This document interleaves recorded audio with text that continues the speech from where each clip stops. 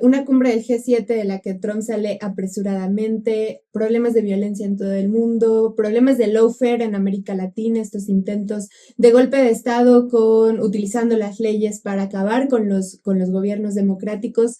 Pareciera que el mundo se está cayendo a pedazos.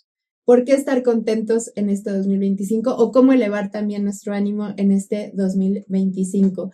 Estamos el día de hoy con Adriana Ventello, periodista, colega, una querida colega con la que hemos tenido la oportunidad de trabajar y la queremos invitar a este nuevo episodio de Por la Intriga con el objetivo de intercambiar opiniones sobre cómo está el mundo, cómo le podemos hacer, qué perspectivas tenemos para el futuro. Y bueno, ¿qué nos espera nuestra generación, ¿no? Una generación que está viviendo un momento muy, muy, muy complicado, no se diga las que vienen abajo de nosotros, ¿no? Entonces, pues, Adriana, bienvenida, ¿cómo estás? Pues muchas gracias por la invitación aquí a La Intriga, de verdad un honor, admiro mucho tu trabajo, así que para mí es muy importante esta invitación y poder compartir este espacio. Creo que motivos para estar felices o para estar contentos, pues creo que tenemos que empezar a inventarnos, porque si la situación está complicada, por ahí dirían a lo mejor nuestras abuelitas o nuestros abuelitos, hay salud, Y un hay poco, vida, hay salud, o esperemos que ese sea el caso, pero estamos en una situación, en un mundo realmente muy convulso. Parece que es una frase trillada ya hecha, pero creo que justo conforme ha ido avanzando también esta ultraderecha, pues va arrasando también con muchos derechos. Y sobre todo parece que la amenaza en estos momentos, desde mi punto de vista, por todo lo que estamos viendo, es el avance de los derechos de las mujeres, el avance de los feminismos, de los distintos tipos de feminismos. Parece que amenaza de una manera global a pues, los poderes pues, del patriarcado, de los hombres, ¿no? Poderosos y de cómo están llevando a cabo la política. Entonces, pues creo que eso es básicamente lo que estamos viviendo y una situación en la que lamentablemente estamos viviendo un genocidio y que parece que estamos acostumbrándonos también como sociedad a verlo.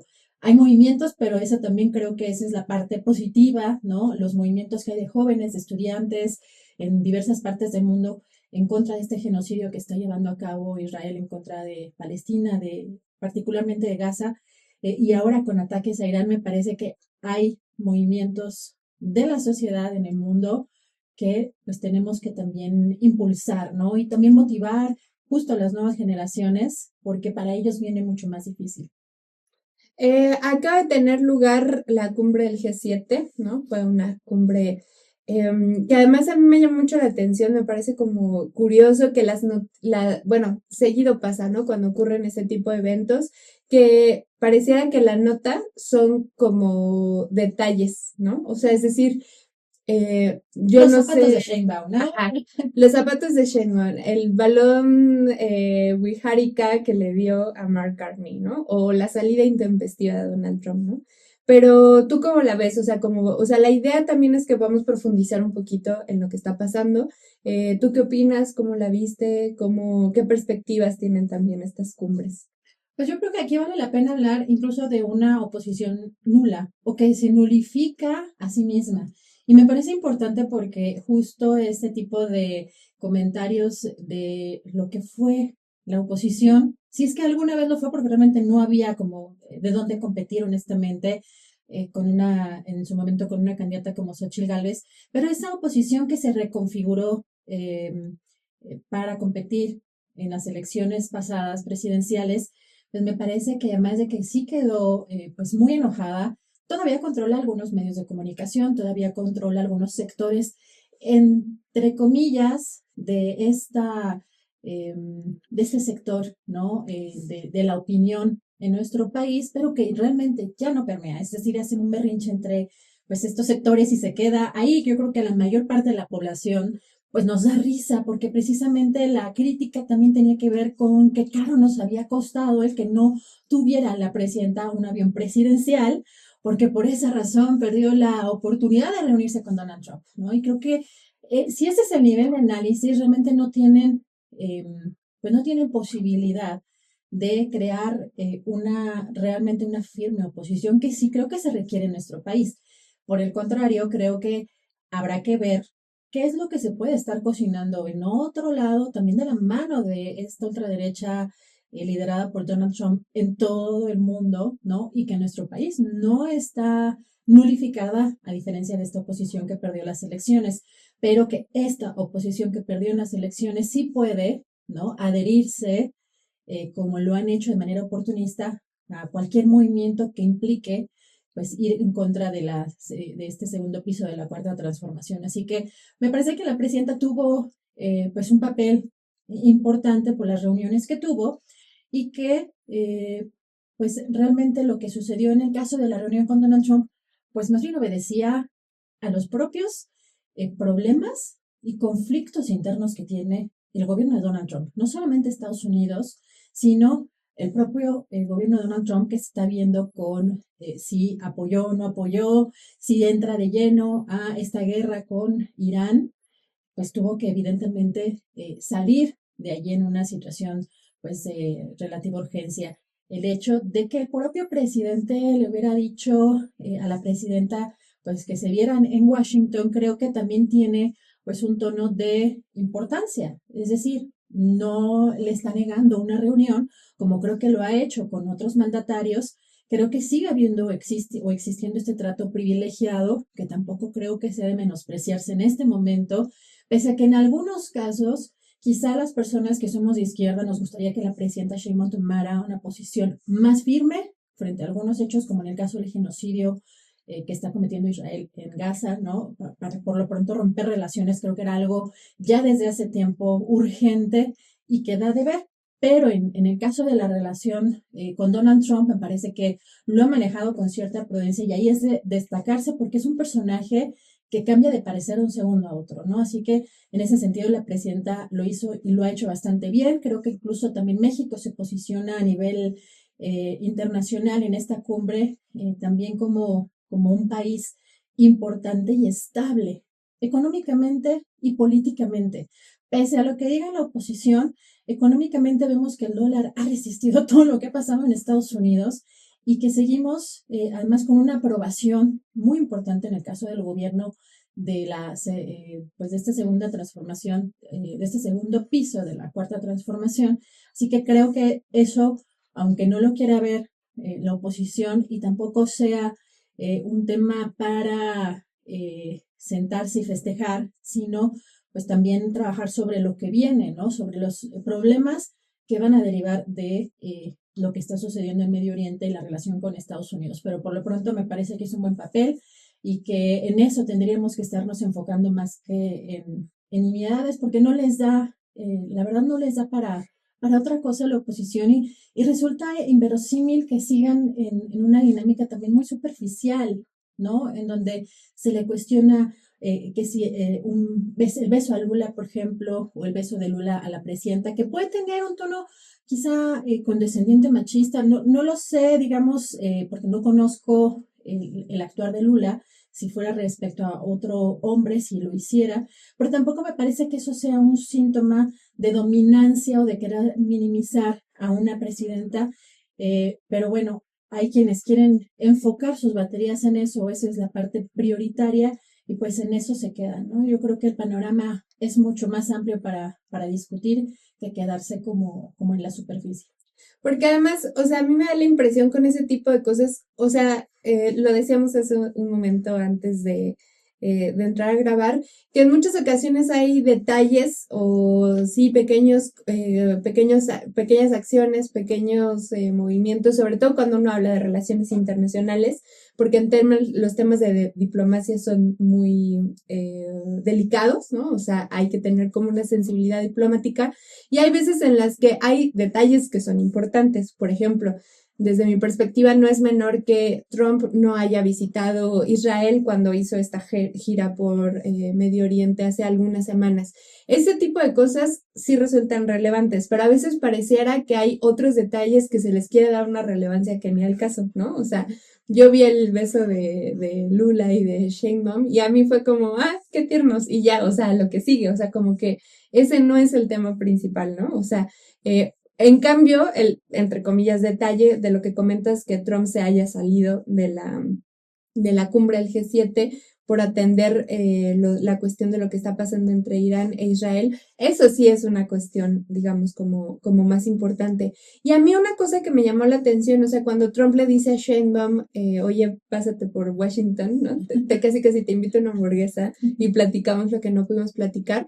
O sea, yo lo que pensé es como, bueno, pareciera, en primer lugar, sí hay, o sea, creo que dentro de todo, Trump se ha visto obligado, porque no creo que lo haga por voluntad propia, se ha visto obligado a respetar a Sheinbaum y a respetar a México de una forma en la que, o sea, como dices, tiene uno muchas críticas, uno quisiera que fuera más ruda, que ya lo hubiera mandado a la hacienda del peje, pero la verdad es que se ha visto obligado a respetar a México de una forma en la que no ha respetado a otros presidentes, ¿no? O sea, yo pienso, por ejemplo, en el caso cuando se reúne con Zelensky en el despacho oval, o sea, lo que se convirtió esa reunión entre ellos dos, pues fue una cosa muy impresionante. Eso nunca lo va a hacer con Sheinbaum. Bueno, o al menos creo que es poco probable que lo haga con Sheinbaum. Y creo que eso tiene, no sé tú cómo la veas, pero creo que tiene que ver con dos cosas. Por un lado, porque Sheinbaum sí ha sabido moverse. También le puede tener críticas a la doctrina Estrada como doctrina de relaciones exteriores de nuestro país, pero me parece que la doctrina Estrada también da como un margen de acción. O sea, sí es un margen en el que uno tiene como pequeñas formas de moverse y de establecer matices que, insisto, en diplomacia son importantes. Pero por otro lado, o sea, dos cosas bien importantes. Una, somos un país dependiente de Estados Unidos, sí, completamente a nivel económico, pero también Estados Unidos ha establecido una relación de dependencia con la fuerza de trabajo mexicana, ¿no? O sea, es algo que se ha dicho muchas veces que es importante seguirlo diciendo, o sea, son los trabajadores migrantes latinos, pero principalmente mexicanos los que generan las ganancias en Estados Unidos. Y por la otra, yo creo que también eso es importante, pues lo que acaba de pasar con todo el tema y lo que sigue pasando de todas las movilizaciones y pues sí, la situación tan tensa que se vive a raíz justamente de las políticas antimigrantes y este levantamiento popular, ¿no? Que se está dando entre los migrantes con sus variantes desde lo pacífico hasta lo no pacífico, ¿no? Porque es algo que platicamos en el programa pasado. O sea, la mayor parte de las movilizaciones han sido pacíficas, pero también sí hay gente que dice, oigan, bueno, ya, ¿no? O sea, ya estuvo, ya estamos hartos y vamos a lanzarnos, ¿no? Entonces yo creo que en ese sentido, bueno, me sumo como que a lo que dices de que se ha hecho bien, digamos, para algunos diríamos se podría hacer mejor, ¿no?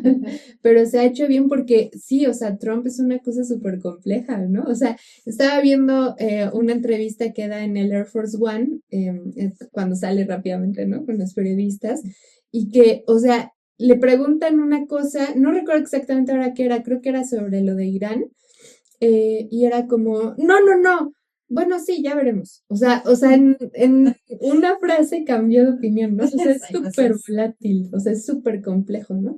Pero bueno, otra cosa que yo te quería preguntar es, o sea, tú eres muy buena y has investigado mucho el tema de las derechas, ¿no?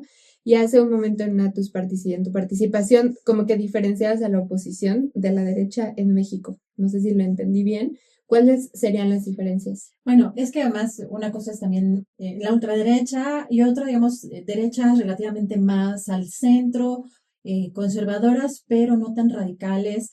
Evidentemente, tampoco es que sea yo especialista en las derechas, ¿no? Hay una gama muy amplia, hay unas más vinculadas a lo religioso, hay otras que sobre todo salieron o saltaron de un plano digital.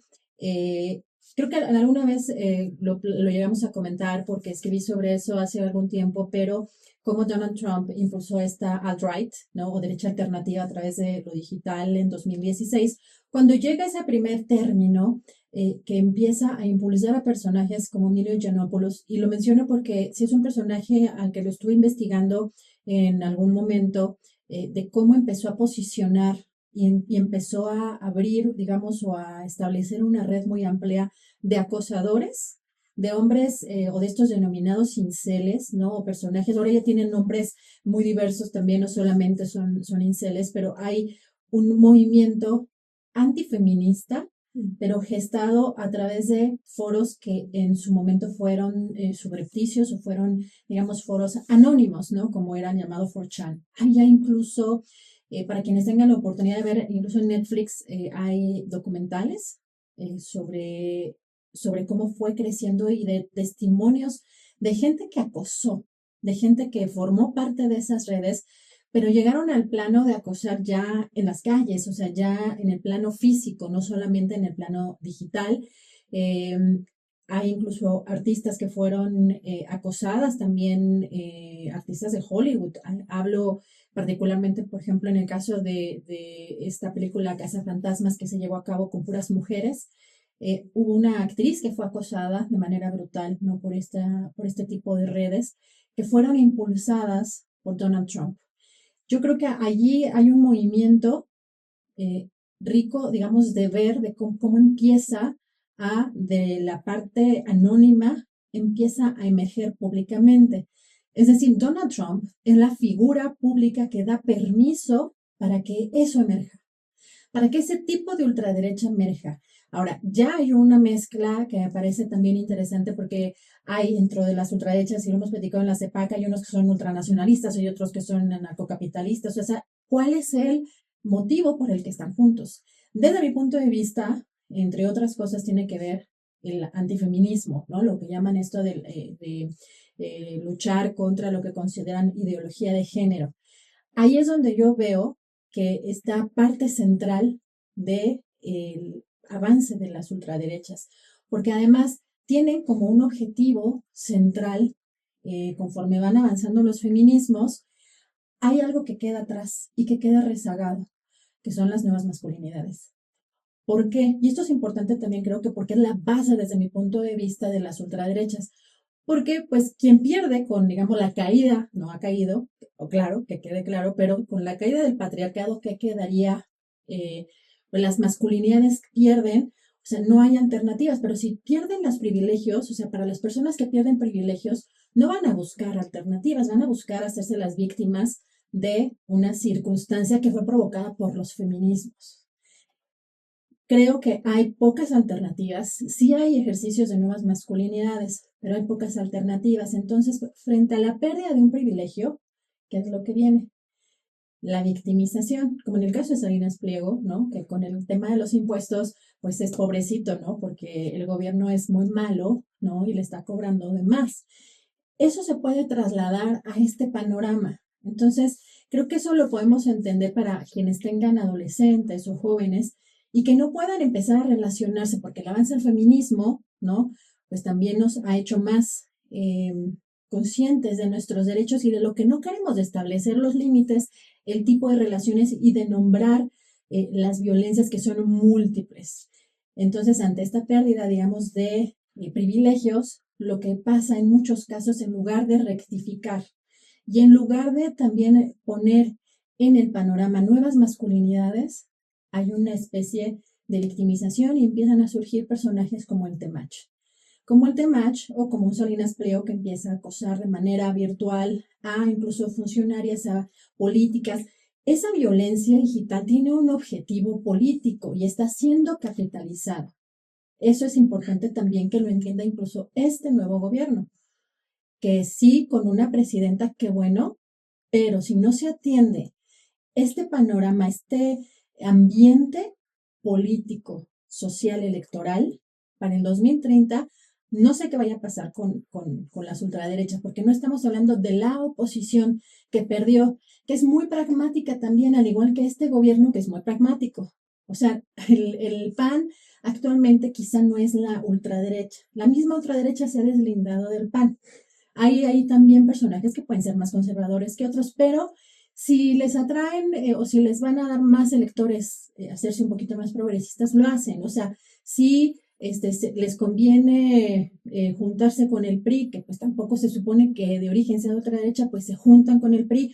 O si ahora, como se ha mencionado, el PAN dejará al PRI y se une al Movimiento Ciudadano, que también en teoría es más progresista, aunque tiene personajes de ultraderecha también, como en todos los partidos, pues ahí están. Digamos, un movimiento conservador, sí, pragmático, pero la ultraderecha sigue cocinando sus alianzas y no es Verástegui. Verástegui es, digamos, es un peón, ¿no? Y es un peón de Donald Trump. Verástegui tendrá la posibilidad de mover piezas, me parece también, dinero, recursos, de tener esta interlocución con personajes cercanos a Trump. Pero yo creo que el verdadero monstruo aquí de la ultraderecha es alguien como Ricardo Salinas Pliego o lo que él está impulsando. Por eso me parece que es importante el que este gobierno esté poniendo atención no a la oposición que perdió las elecciones, sino lo que se está gestando a partir de que Donald Trump llega a este segundo término, ¿no? No es incluso solamente la figura de Salinas Pliego, sino lo que su proyecto involucra, que es desde una universidad, ¿no? La Universidad de la Libertad, estos foros que está haciendo, que incluso el foro que hizo, que recordemos que este foro, ay, no sé si es por la libertad o cómo se llama este foro el foro de la Ciudad de las Ideas, ¿no? Ujú. Que fue creado por el presunto violador y acosador de mujeres, Andrés Remer, ¿no? Acusado de múltiples cargos o de múltiples actos de violación y abuso.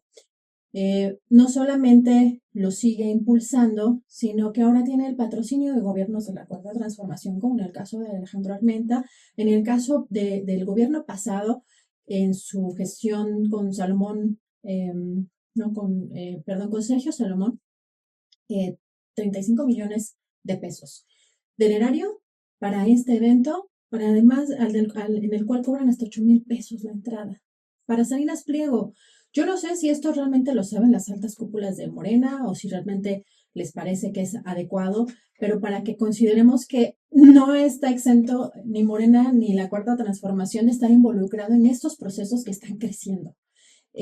Salinas Pliego tiene también ya actos políticos importantes, que me parece, por ejemplo, sus 20 o no sé cuántos años cumplió Itálica, que es la motocicleta que vende en sus tiendas, por ejemplo, hizo una rodada donde él estuvo en moto compartiendo con, digamos, cierto tipo pues yo digo que de electorado, porque para mí eso es lo que está construyendo, ¿no? Pero él no es populista. Pero no es populista, no, pero ese es un mitin político, disfrazado de otra cosa. Fueron en esa rodada, creo que eh, no sé si al Estadio Azul o por ahí, o no sé si al Palacio de los Deportes, la verdad no recuerdo, con grupos populares, justamente, ¿no? ¿Qué es eso? Claro que tiene un fin político. O sea, el lenguaje que utiliza, ya hay gente que lo está candidateando y hay gente que lo está poniendo con la banda presidencial. Algo está construyendo, está apoyando, trajo a este personaje Negre, ay, no me acuerdo si es Alejandro Negre o es Javier Negre, que es un propagandista argentino que creo que en España y en Argentina ha construido este periódico diario Derecha o Derecha Diario. Derecho diario.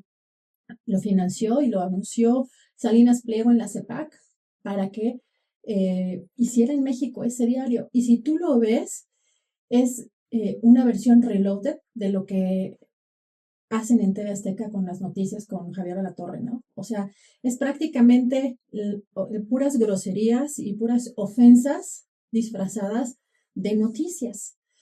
Eso realmente llama mucho la atención porque parece que a lo mejor en nuestros círculos no está permeando, ¿no? Porque pues somos de izquierda, pero ¿en qué círculos sí podría estar o por qué conviene gastar esos recursos? Eso habría que estarlo analizando porque yo lo repito, lo más que puedo, los que ahorita tienen 14 años, 15 años, que puedan votar en el 27 o en el 30, o sea, ¿cuál es el perfil que van a tener ese nuevo electorado? Ahorita podemos ser un perfil de electorado quizá más progresista, pero eso puede cambiar en unos años. Sí, yo fíjate como que siento que el PAN, por ejemplo, como que ha tenido esta disyuntiva de cómo no perder básicamente el registro, como lo perdió el PRD, y cómo poder llegar a estas nuevas generaciones, pero justo se encuentra como me parece en una especie de impas, porque sabe que si se vuelve más conservador va a perder más electorado y al mismo tiempo no puede ser más progresista porque pierde o ha perdido a su núcleo duro.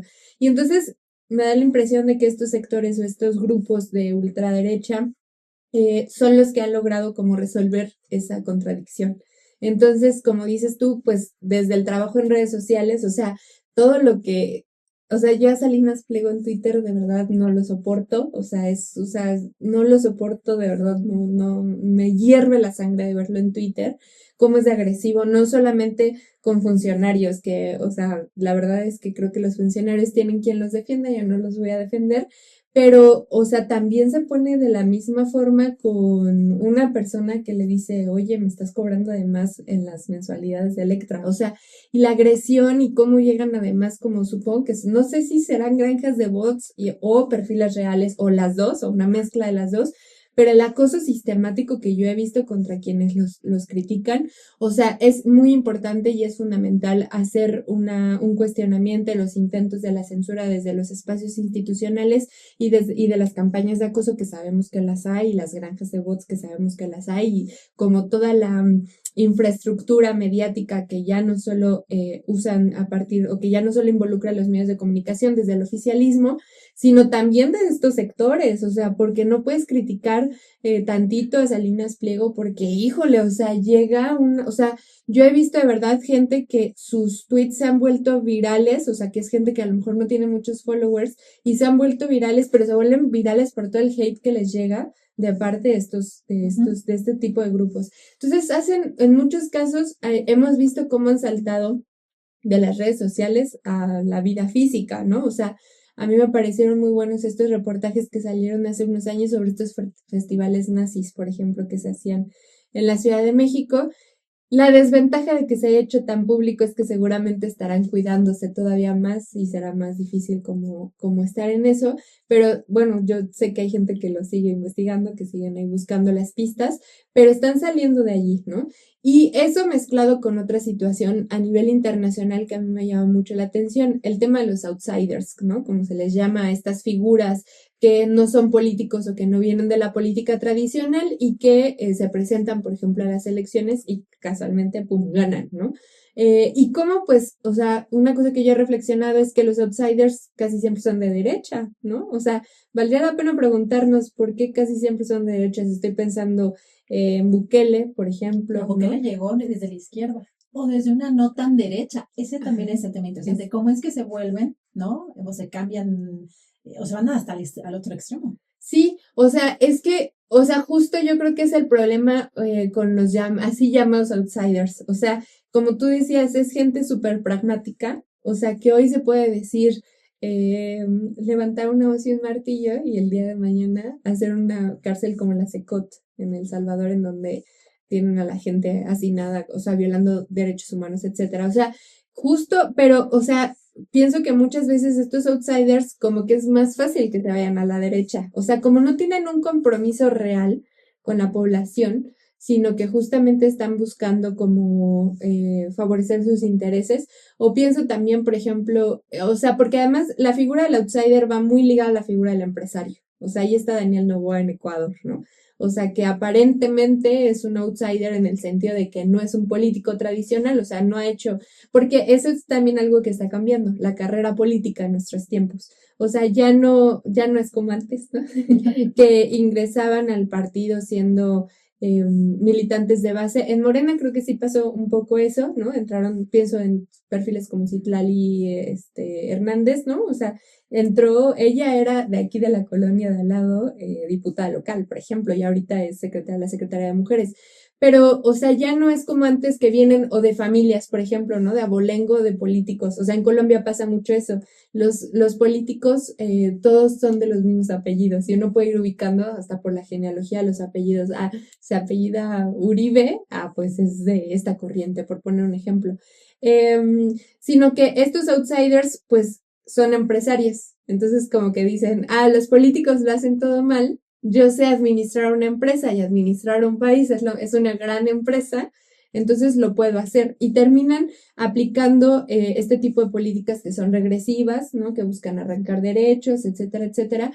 Y desde mi perspectiva también eso es como que muy peligroso porque uno no sabe para dónde puede estar en teoría, sí. O sea, ahí es en donde yo creo que debemos empezar a poner nuestro foco. Uno puede no saber hacia dónde se van a ir, pero la forma en la que yo creo que podemos mapearlos es viendo cuáles son sus intereses económicos, ¿no? Y ahí también yo creo, no sé tú cómo la veas, tú qué opinas, se da un cruce bien interesante, porque las figuras que tú comentabas, como estos jóvenes que se les llama incel, que nunca a mí me ha quedado como muy claro, porque, o sea, dicen incel y pienso, me acuerdo como del meme de uno con pelo largo, como jugando videojuegos con granitos, ¿no? No sé si ubican el meme, a Sí. ver si lo podemos poner por aquí. Así me imagino un incel, o sea, creo que por ahí surgió como que esa onda. Creo que entiendo que es como hombres que en teoría no pueden relacionarse con las mujeres o que les han rechazado, no sé, creo que hay como un tema por ahí. Pero sí pienso, muchas de estas personas que yo he visto que hasta como que pareciera ahora que se reivindican como tal, pues es gente pobre, o sea, es gente que está más, que su situación económica es más cercana a la de la persona sin hogar, sin techo sobre su cabeza de la esquina, que a la de Salinas Pliego, justamente. Entonces, ¿qué es lo que ocurre? Que estas políticas que aplican cuando llegan estos empresarios que se transforman en políticos y llegan a los gobiernos, aplican una serie de medidas que les terminan por afectar a ellos mismos. O sea, estoy pensando, por ejemplo, en Argentina, hay una cuenta de Twitter que a mí me causa mucha entre curiosidad y gracia, que dice algo así como argentinos arrepentidos de votar por Milei, ¿no? O sea, y justo creo que son como inceles que, o sea, los corrieron, ya no tienen para comer, o sea, están pensando en migrar a Venezuela, porque ahora a Venezuela le va bien económicamente, etcétera, ¿no? O gente que dice, platicábamos apenas, ¿no? Nos acordábamos de la canción de los prisioneros, de por qué no se van, ¿no? Este, que mucha gente que dice, ya llegó Trump y aquí está Sheinbaum, pues mejor me voy a ir a Estados Unidos porque prefiero a Trump que a Sheinbaum.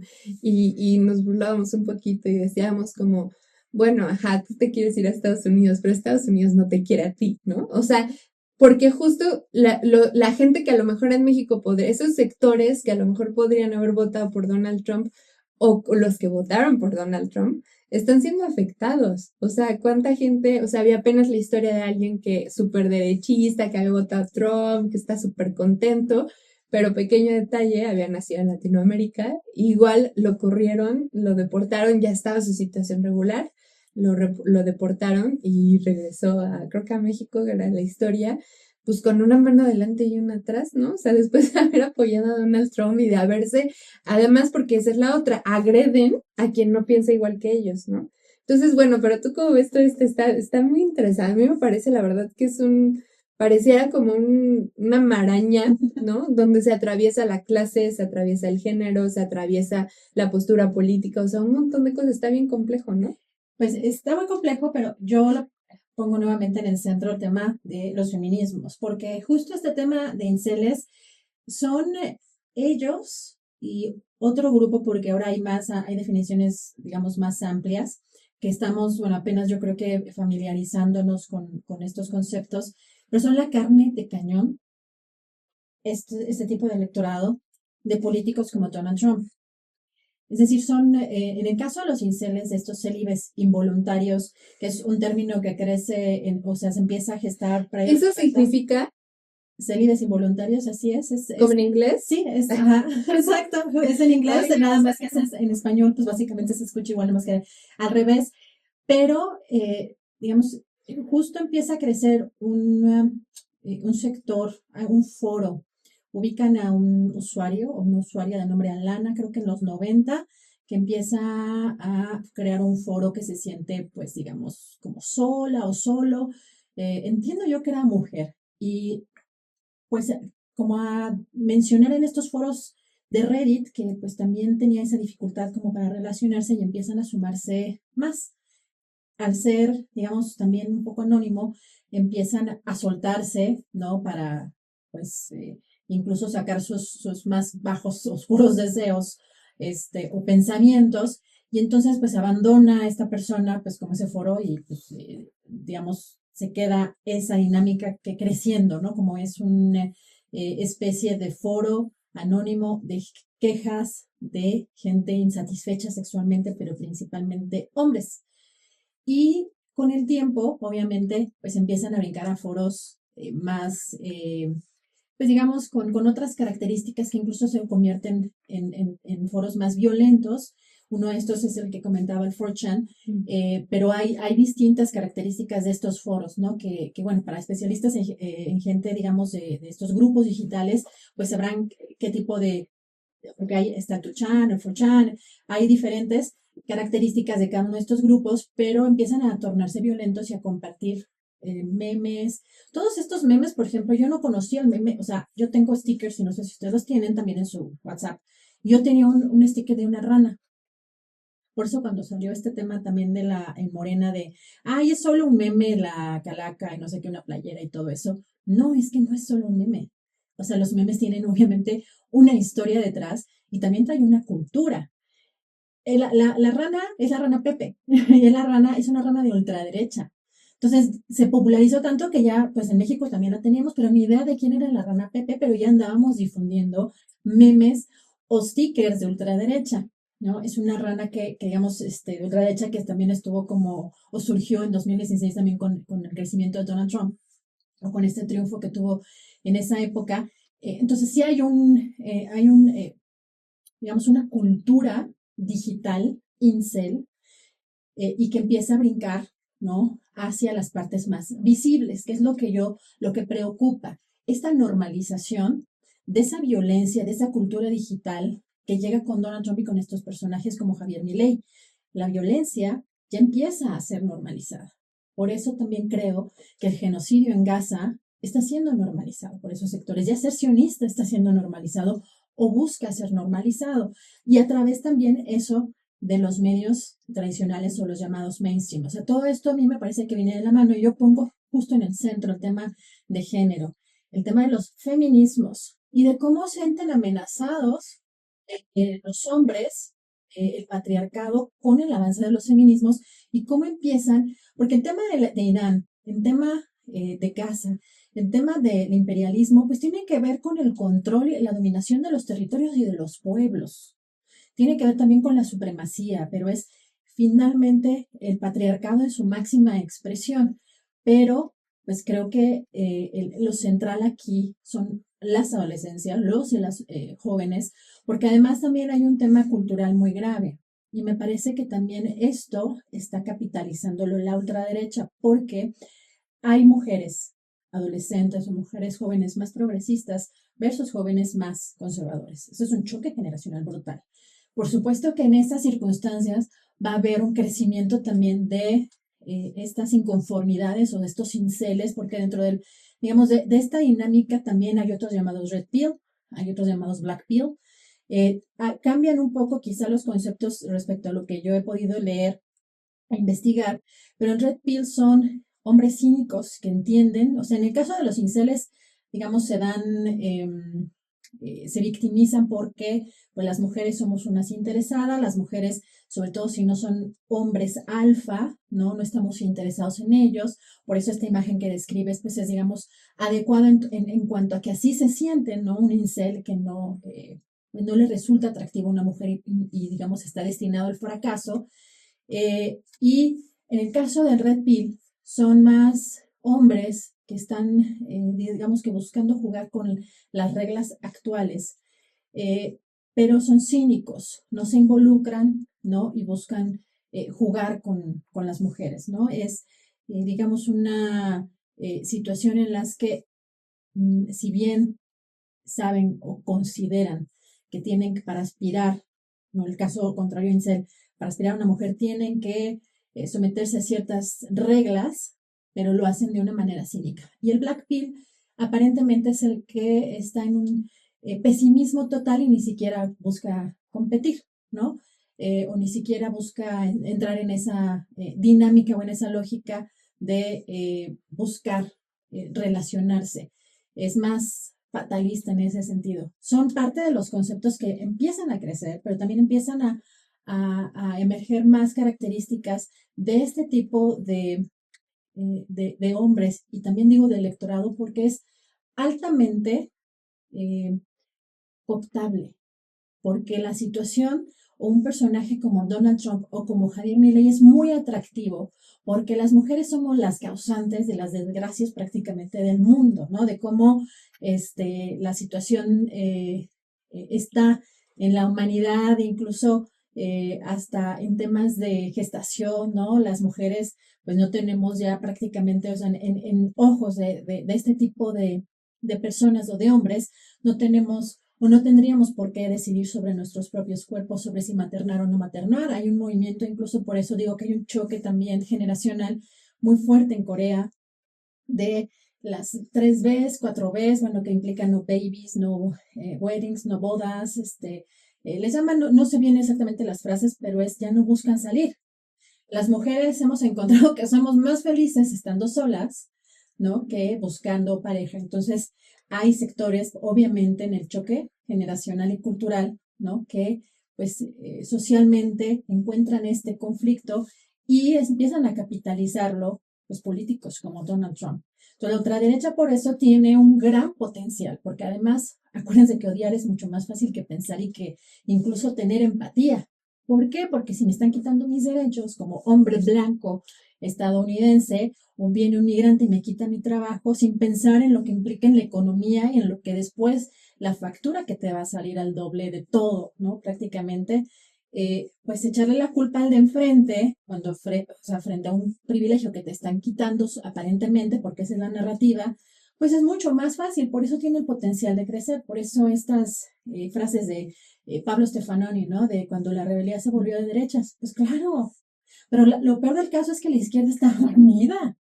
O sea, estamos inmovilizados. Si no es por este tema de Gaza a nivel global, yo veo que en México, y yo ahí también le doy la razón a Susana Prieto Terrazas, porque en la marcha a la que asistimos por las 40 horas, éramos muy poquitos. Éramos muy poquitos y evidentemente pues comió el evento de López Obrador en su momento, pero parece que estábamos más enfocados en adorar a un personaje de izquierda con la trayectoria que quieran, pero que luchar por nuestros derechos.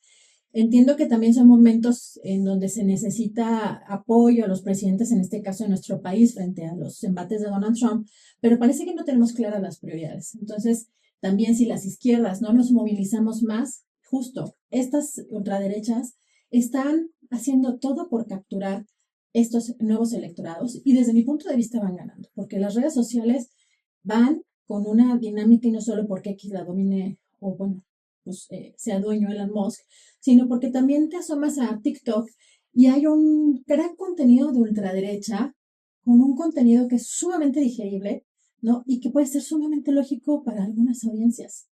Entonces, si de eso no nos estamos dando cuenta y lo pongo también de ejemplo en la política nacional, y le damos prioridad a un Mario Delgado en la Secretaría de Educación Pública, frente sobre todo unas demandas de profesores legítimas, de la coordinadora de la CENTE.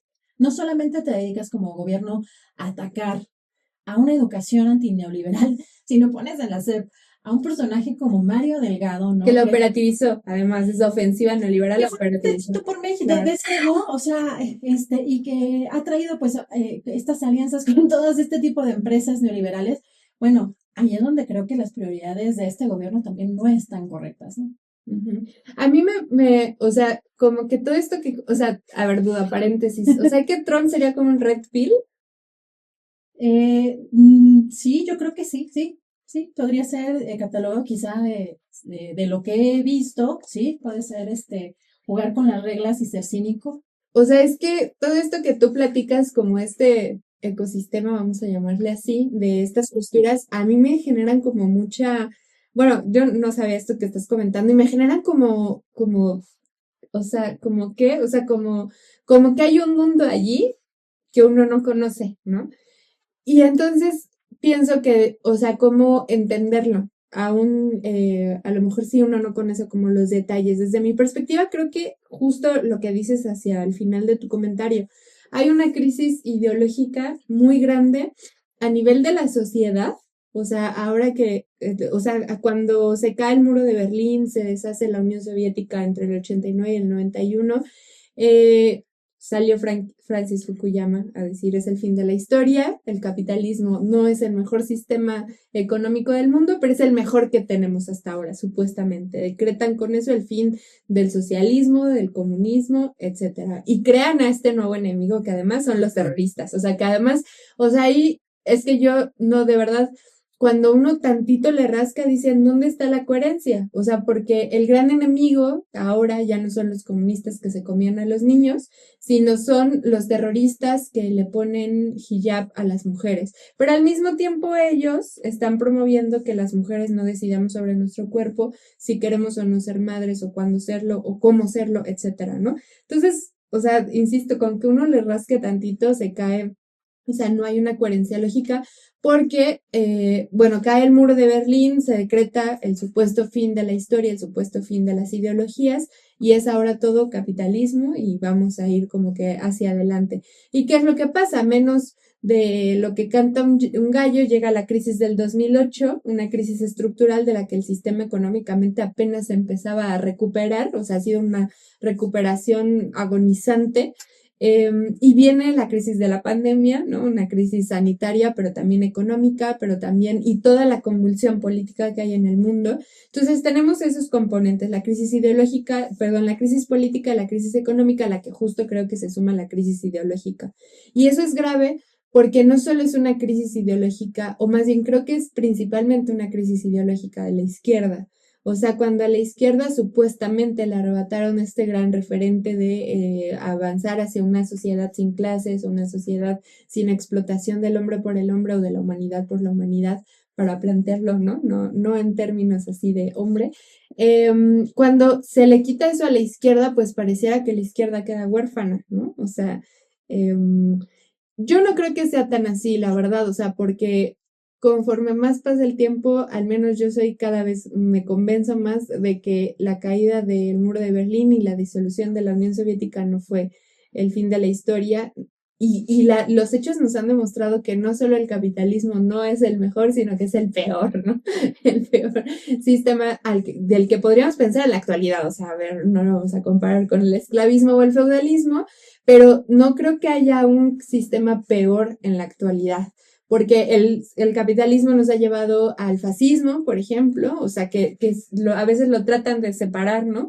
Pero no, o sea, el fascismo en realidad es un mecanismo político que utiliza el capitalismo para llevar al extremo sus objetivos económicos y políticos. Y entonces, ¿qué es lo que pasa? Que la izquierda pareciera que no tiene como una propuesta concreta. O sea, desde mi perspectiva, en los progresismos latinoamericanos, a lo más que se ha llegado a plantear en términos económicos es el tema del desarrollar el capitalismo de Estado, que es lo que se contrapone directamente a lo que puede proponer Javier Milei o lo que puede proponer Donald Trump. Bueno, a lo mejor no tanto Donald Trump, ¿no? Sino otras figuras como las que impulsaron el neoliberalismo, los Chicago Boys, ¿no? Que impulsan el neoliberalismo en Estados Unidos, pero sigue siendo dentro de los márgenes del capitalismo. O sea, incluso el llamado socialismo del siglo XXI que se promovió, digamos, a principios de los 2000, pues eso quedó bien desdibujado, ¿no? O sea, se le llamó marea rosa en lugar de marea roja, ¿no? Y justo, pues muy diluido, o sea, muy descafeinado. Entonces, con esta crisis de las izquierdas o de esas izquierdas que tenían un planteamiento o que tienen porque siguen existiendo, y eso es importante señalarlo, esa izquierda que se reivindica revolucionaria, que se reivindica socialista, incluso comunista, etcétera, sigue existiendo a la par que existe esta otra izquierda que también sí lo es si lo comparas con Calderón, por ejemplo, como la de Morena, pero esa izquierda como dura, por así decirlo, como que ya no es la que ha planteado el camino, ya no es la que está planteando la perspectiva de manera, pues de manera más, no me gustaría usar esa palabra, pero no encuentro ahorita otra hegemónica, por así decirlo, ¿no? O sea, no es la que está planteando por aquí es el camino y para acá vamos. O sea, ¿para dónde va el mundo? Pues decía, empezábamos, ¿no? El programa, ¿por qué estar contentos? Y decías tú, pues hay que reinventárnoslo, ¿no? Yo creo que sí hay que reinventárnoslo, pero también hay que recurrir a lo que hemos hecho como pueblos, o sea, pensar, por ejemplo, en el desarrollo que tiene China o el desarrollo que tiene Rusia, no es casual. O sea, ¿por qué China y Rusia son las potencias, principalmente China, que se le pueden poner al tú por tú a Estados Unidos?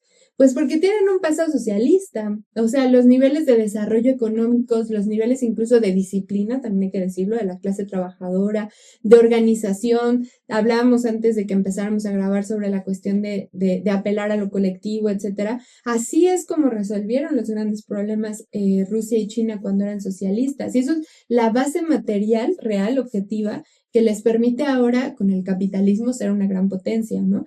Entonces yo creo que sí tenemos que reinventarnos las cosas, pero al mismo tiempo recordar qué es lo que hacíamos antes.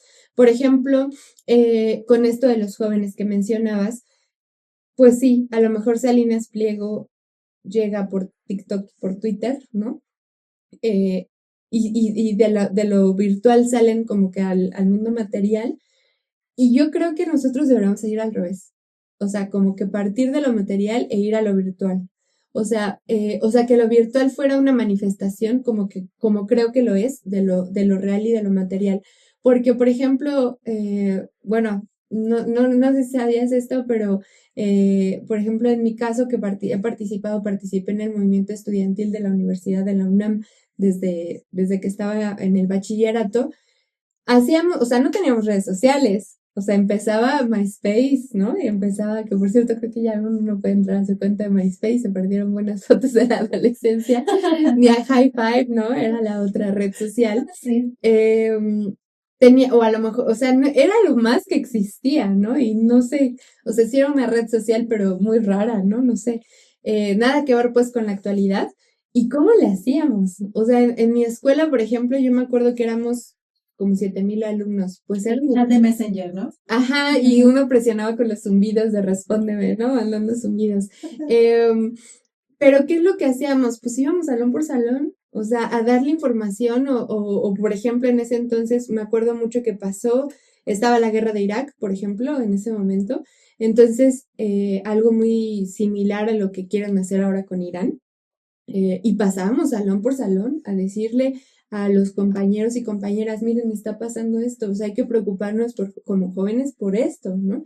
Eso se ha abandonado, ¿no? O sea, o incluso, por ejemplo, en las marchas han cambiado, y yo no creo que esté mal, creo que hemos encontrado otras formas a través de las redes sociales y hay que utilizarlas, no digo que dejemos de usarlas, pero también creo que hay que ir a la gente, con la gente de a pie, de frente, física, o sea, que uno la puede conocer, que uno puede ver qué está pensando, que uno puede ver su expresión facial, cómo está recibiendo la información, para volver a conectar con esas juventudes que todavía nos abarcan un poquito a nosotros, también hay que decirlo, o sea, tampoco es que seamos viejos, pero conectar con esas nuevas juventudes, porque al final me parece que si la derecha ha logrado capitalizar tanto, es también porque está respondiendo y está dando una supuesta alternativa, o sea, incluso hasta por eso creo que se llaman alt-right, ¿no? O izquierda o derecha, alternativa derecha, porque supuestamente le están dando una respuesta, tanto una explicación como una alternativa y como un horizonte de posibilidad a los jóvenes, ¿no? O sea, como de que es que si las mujeres no te hacen caso, bueno, es que es porque el maldito feminismo y entonces vamos a acabar con eso y vas a tener un espacio de posibilidad para desarrollarte como ser humano. O sea, están respondiendo a una inquietud, a un problema y están dando una alternativa.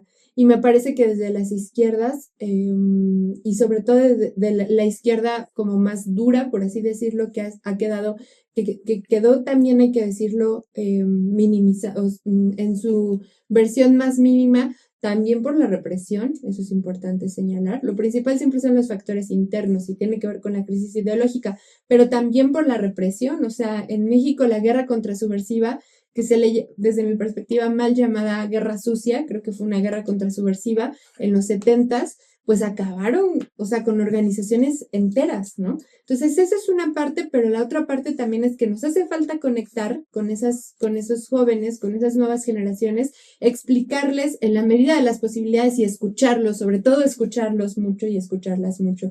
¿Cuáles son sus críticas?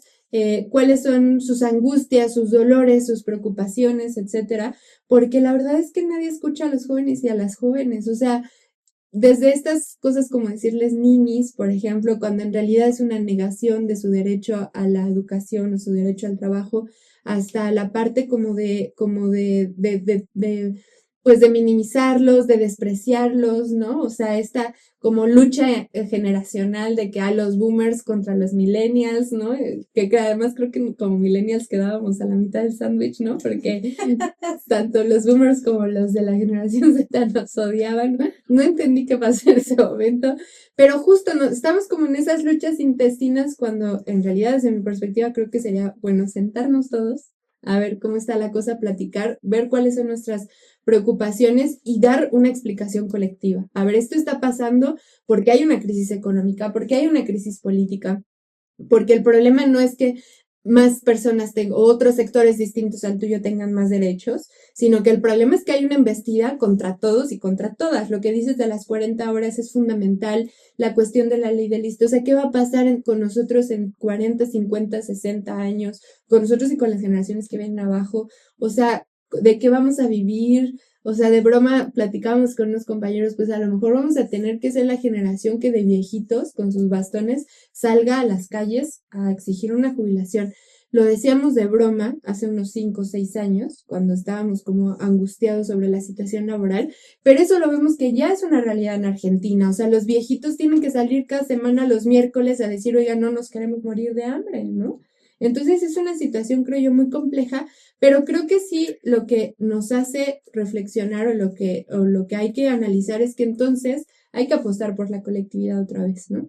Volver a regresar y a ese trabajo de escucharnos y de resolver en colectivo cuáles son nuestras necesidades, nuestros problemas. Por eso es fundamental lo que mencionas de la cuestión de las 40 horas, por ejemplo, la cuestión de la jubilación con lo de la CENTE, el día bueno, en esta semana entra en vigor la ley silla, por ejemplo, ¿no? Que obliga a los patrones de las empresas a darles sillas. Es que además uno dice esto parece el neolítico, como que tenemos que luchar porque nos den una silla para sentarnos. No, y decían que no tenían dinero, o sea, es lo absurdo. O sea, claro, lo decían sentados, ¿no? No tenemos dinero. Y tenemos que, decía una señora de la Canaco, me parece, decía como, es que vamos a tener que analizar cuánto tiempo pierden los trabajadores cuando se sientan y cómo va a reducir eso los niveles de productividad. O sea, de verdad es una cosa impresionante pensar que tenemos que luchar porque nos den sillas, ¿no? Entonces, bueno, yo creo que por allí hay que irle apuntando porque el panorama parece desolador, pero yo creo que el futuro y la perspectiva sí es brillante en el sentido de que esto tiene un límite. O sea, las posturas de Milei, las posturas de Trump, ¿no? Las posturas de etcétera, de Salinas Pliego, por ejemplo, o sea, se van a desmoronar en algún momento, ¿no? Y creo que para entonces tenemos que estar bien preparados y nosotros también hacer nuestros actos, ¿no? Hacer nuestras formas de organización. Si es haciendo una carrera en moto, pues hagámosla, ¿no? Para organizar también a la gente, organizar a los jóvenes y luchar por nuestros derechos, ¿no? Creo que solo en esa medida es en la que vamos a poder cambiar las cosas y darle un rumbo a la situación, ¿no? Decía Rosa Luxemburgo, socialismo o barbarie. Creo que se está comprobando que vivimos en la barbarie, ¿no? Pero bueno, ¿tú qué opinas? ¿Cómo irías cerrando esta reflexión? Pues mira, es que obviamente son muchas cosas. Ha sido además una plática súper rica, ¿no? Creo que también queda claro que queremos aportar, ¿no? Desde nuestras trincheras y estamos genuinamente preocupadas por lo que está sucediendo y por las nuevas generaciones. Esto de que ya no puede aguantar más o de que ya debe llevar un límite, bueno, pues hay que recordar que en la Cuarta Guerra Mundial decían que pues se libraría con palos y piedras.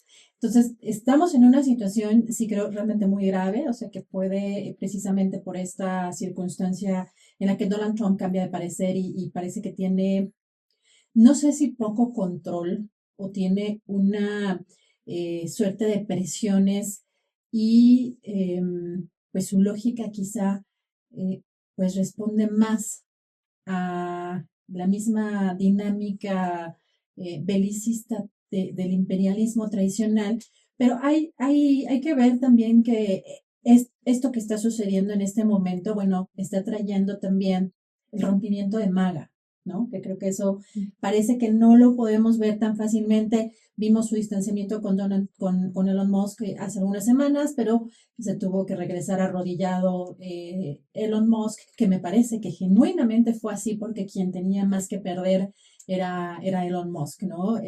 Finalmente la figura de un presidente y del presidente de Estados Unidos sigue teniendo pues el mayor poder en todo el planeta, y ahora con lo que está sucediendo veremos si realmente arrastra Donald Trump a Estados Unidos a una guerra de manera más directa, que creo que ya está, es un hecho que ya está participando, ¿no? O sea, creo que eso no se puede discutir. El papel que ha desempeñado en estos últimos días, la aprobación, que si estaba enterado o no. Finalmente Netanyahu y Donald Trump están haciendo, llevando al planeta a un momento de tensión realmente extremo, y tendremos también que valorar todo lo que pues va a suceder a partir de estos próximos días o estas próximas horas incluso. Y en este contexto, creo que vale la pena también recapitular un poco a nivel global qué es lo que pasa con el neoliberalismo, qué es lo que pasa con el capitalismo, porque si bien eh, hay algunos gobiernos progresistas o de corte progresista, pero yo no diría quizá de izquierda, como creo que López Obrador quedó a deber mucha izquierda, y creo que ahí también hubo muchos intereses que se incrustaron para empezar por parte de las Fuerzas Armadas en su gobierno, donde incluso hubo revictimización a casos como el de Ayotzinapa, entre otros, y que me parece realmente algo sumamente triste, pero parece que lo que vemos como sistemas políticos y económicos es que cuando llegan las fuerzas progresistas o cuando llegan los movimientos sociales ya establecidos como partidos políticos o como movimientos en el poder, llegan descafeinados o llegan realmente debilitados, porque frente a todo el poderío neoliberal, por supuesto, y todos los intereses y la globalización que existe, pues evidentemente no es posible quizá tener algo más radical como lo que quisiéramos. Tú hablabas de socialismo. Bueno, ahora el socialismo, ¿no? De ahora, bueno, es nuevamente como en los 60, ¿no? Hay una especie de cacería contra el socialismo y contra esos pensamientos más radicales, precisamente porque atentan contra el poder económico. O sea, todo lo que tenga que ver con el capital es lo que amenaza, digamos, a estas empresas o a este poderío económico y a estas empresas transnacionales, es lo que parece mover también los hilos, ¿no? De toda la geopolítica. Pero yo aquí pongo también un poco la reflexión, esto del capitalismo ha muerto, decía en este libro Mackenzie Ward, porque ella ve que el capitalismo pues llegó a un nivel en el que ya no es el capitalismo, es otra cosa peor, que se llama vectorialismo. Y ella habla, porque creo que esto lo podemos mencionar respecto a cómo se alinearon empresas como Google, Amazon, el propio Elon Musk, ¿no? Vemos a Zuckerberg también ahí alineándose con Donald Trump. Tiene que ver con el vector. Ya no son empresas, o sea, que el capital tal cual, ¿no? Tengan pues ya estas grandes fábricas o estos centros de trabajo. No, ya no es necesario. Estas empresas que obtienen y logran acceder a toda la información de toda persona en este planeta prácticamente, pues les hacemos ganar dinero simplemente con nuestro teléfono y simplemente el caminar por la calle. El dar este tipo de información a estas empresas han logrado que tengan el control no solamente de nuestra información con fines económicos, ¿no? De comerciales, sino también políticos y sociales, ¿no? Que nos interesa para que también esta parte de pues, todo lo que tiene que ver con lo político religioso, puedan estos mensajes llegar sumamente dirigidos. Ya no es, como tú mencionabas, también en esas movilizaciones de vas puerta por puerta, anunciar dónde están las personas que se quieren ir a manifestar, entregar el volantito. No, todo esto ya es sin salir de la calle, ¿no? Ya puedes automáticamente dirigir los mensajes políticos, comerciales que quieras a la gente con las especificaciones más inimaginables, ¿no? Si se acaba de comprometer, si no se acaba de comprometer, si acaba de terminar una relación, si tuiteaste algo en la madrugada o si tienes un patrón de sueño, insomnio, o sea, es una brutalidad porque todavía no dimensionamos que además justamente con este tema de la explotación laboral, estas empresas no tienen contenido. Trabajamos para esas empresas. Nosotros, así como estos programas, nosotros llenamos de contenido a estas redes sociales y trabajamos de gratis en la mayor parte de los casos, ¿no? O sea, el estar mensajeándonos hasta por WhatsApp es trabajar para estas empresas, para que entendamos un poco la dimensión, más allá de que nos brindan gratuitamente, porque eso de gratuitamente, pues no es así, estamos dando nuestra información sin que nos estemos dando cuenta. Entonces, en esa sociedad global estamos en estos momentos, o sea, esos intereses del capital son los que están moviendo en estos momentos toda la parte geopolítica y económica. Entonces, eso no puede estar, digamos, exento de incluso de cómo luchamos, ¿no? Desde la izquierda por nuestros derechos y justamente porque estos gobiernos de ultraderecha pues no avanzan más. Híjole, yo no sabía eso que dices. ¿Cómo ¿qué? Se llama Vectorialismo, es un libro, para mí es mi Biblia, es de Mackenzie Ward, se llama The Capital is Dead en inglés y el capitalismo muerto en español. Estará bueno revisarlo, sí, ahí está la recomendación también. Adriana, pues muchísimas gracias por esta conversación, gracias por venir a por la intriga, espero que te haya gustado. Ay, mucho. Y pues no olviden revisar las redes sociales de Adriana, está como Aditucita, de todas formas lo ponemos por aquí en texto. Dijo que no era necesario, pero yo creo que sí. Tiene un programa diario de lunes a viernes a las 8 de la noche en su canal de YouTube, Adriano Buentello, por si lo quieren revisar. Siempre tiene material muy interesante, muy importante, que es también importante que conozcamos, que difundamos. Y en ese sentido, pues también les invitamos a compartir este video si es que les gustó, a suscribirse. Estamos en las diversas plataformas, en Instagram, en YouTube y en Spotify. Y pues nos vemos hasta la próxima.